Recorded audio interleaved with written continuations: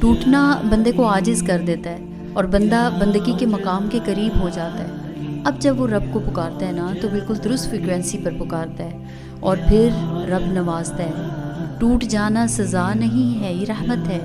پہلے ٹوٹے گا پھر ہی تو بنے گا۔ تو عقل مند جو ہوتے ہیں نا وہ ٹوٹتے ہی اس ٹوٹنے کے اسباب ڈھونڈتے ہیں، غلطیوں کا تجزیہ کرتے ہیں، خود ترسی کی بجائے خود احتسابی شروع کر دیتے ہیں۔ یاد رکھیے گا ایک بستی میں دو بادشاہ کبھی نہیں رہ سکتے ہیں۔